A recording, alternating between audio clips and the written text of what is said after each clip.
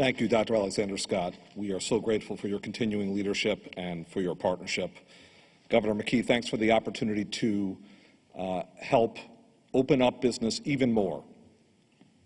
We are very pleased today to be able to offer some immediate relief to small businesses, and in a week's time, we will be able to offer some very significant reopenings. We will offer some very significant flexibility on restrictions for business. I'm going to get into that now. Please display the slide. We're going to show you some of the changes that we're making. The first thing that I'm going to do is I'm going to underscore and explain in a bit more detail the changes that are taking effect today, as outlined by Governor McKee.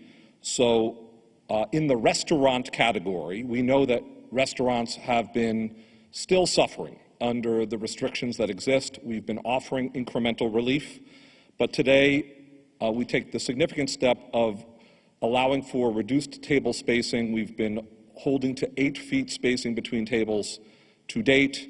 It'll be a 6-foot rule going forward. In addition, as to bars, we know that numerous restaurants really need to offer seating for dinners at bars because their customers prefer to sit there, or they need the extra space. We're sympathetic to that. We know the 11 p.m. closure is a hardship to certain establishments, especially smaller ones. So we are offering relief as follows. If a customer orders dinner before 11, they may stay through midnight so long as that customer is ordering and consuming food. So there is an additional hour available for operations of bars and bar areas under those conditions. Also, as the governor mentioned, we want to make sure our smaller garden shops are able to reopen for the season and to thrive. So especially with Easter on the way and with such purchases underway, beginning today, there'll be no capacity limits on outdoor garden shops. However, of course, other safety protocols remain in place. And I'm going to talk a little bit more about the indoor restrictions category by category as we go here. So here is the rest of the set of reopenings that we wish to talk about today. Let me offer a couple more introductory points as I do so. We are pleased to be moving forward aggressively with reopening. We are also doing so in a way that is responsible. That is to say, we are urging Rhode Islanders to adhere to the remaining protocols and restrictions, most importantly, mask wearing and distancing. We also ask Rhode Islanders to continue to sign up for vaccinations when they're available, to get tested regularly, the points that Dr. Alexander Scott just made. Adherence to these rules and recommendations is what's going to enable us to stick with the plan I'm about to discuss and to seek even further reopenings. Okay, so beginning a week from today, that's March 19th, we are going to offer the following new flexibility to businesses. Restaurants will be able to increase their capacity to 75% with that new 6-foot table spacing and the additional hour at the bars. Those conditions can take place, those changes can take place starting today. 75% in a week. Catered events. Beginning March 19th, catered events will be able to have up to 75% capacity, capped at 100 people indoors and 200 people outdoors. We had originally predicted a little bit more of a compressed number. We're going to 200 people outdoors. The catered event administration, the catered event business may allow for dancing under certain circumstances, and the rules will be articulated for those purposes, dancing in the pods of individuals who are attending the event. Houses of worship beginning March 19th will be able to increase their capacity to 75%. Let me note there that there are numerous houses of worship, churches, synagogues, and mosques that have expressed that they prefer the method of remote broadcast of the worship service or prefer to keep their numbers smaller, that is preferred. So if your congregation favors an approach that involves that kind of remote approach to the broadcast, we certainly encourage it.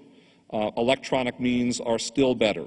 Retail stores, beginning March 19th, retail stores can, in their smaller format, go to 1 person per 50 square feet. Currently, they're at 1 per 100. And big box stores can go to 1 per 100 from 150. So we're allowing for increased density of customers at retail stores. For smaller stores throughout our state, the permission now is to go to 1 per 50 on March 19th. Gyms, sports, and recreation, beginning March 19th, gyms and fitness studios can go to 1 person per 50 square feet. Our current rule is 1 per 100, so in a week's time, greater density. Again, all the other rules, as Governor McKee and as Dr. Alexander Scott have expressed, all the other rules have to be adhered to. Spacing, mask wearing, and the cleaning of fitness equipment. All of those things remain in place at gyms and fitness studios. Please work with us and continue to adhere to those rules. Personal services, including professional haircutters, beginning March 19th, those establishments may go to 1 person per 50 square feet. Please remember to keep 6 feet distancing and adhere to all the other safety protocols. Importantly, funeral homes, beginning March 19th, funeral homes can go to 50% of capacity, 50% of capacity from their existing numerical caps. Venues of assembly, so performing arts centers, movie theaters, and the like. Performing arts centers beginning in a week, March 19th, can be at 50% capacity up to 250 people indoors and 50% capacity capped at 500 people outdoors. Now, both for catered events and for venues of assembly, we are requiring testing at certain thresholds for the numbers of attendees involved. The required testing within a 48-hour window for the participants in an event, for the customers, that will be articulated in our guidance so that we can be clear about how those protocols work. Offices. For office-based businesses, currently at 33% capacity, we are enabling in 1 week on March 19th offices to go up to 50% capacity. Once again, we want to keep all the other protocols in place that are keeping people safe. Please close break rooms. Please avoid mingling. Please keep masks on whenever possible, etc. The social gathering limit in Rhode Island. Beginning March 19th, the social gathering limit will change from up to 2 households indoors and 3 households outdoors to up to 15 people indoors and 50 people outdoors. That's the change to the social gathering limit. So you can see that we are moving systematically and with as much speed as we think is responsible to higher levels of capacity in business and other institutional settings. We're very pleased under Governor McKee to be able to do so. The highest level we're currently permitting is 75% of capacity indoors. That's a substantial step forward for many establishments. We know that numerous businesses wish to get to 100%. And we know that some states are moving in the direction of 100%. We want to express now that we too are moving in that direction. We are moving in this step-by-step manner as we are monitoring our public health conditions, which at the moment are strong and stable, and as we monitor the participation of the Rhode Island public in vaccinations, because we want to make sure that especially our most vulnerable residents and really everyone get vaccinated as soon as is feasible. So as we monitor those conditions, we will move still further with our reopenings and aim to get to 100% of capacity in the foreseeable future. Date to be determined based upon our continued monitoring of these conditions.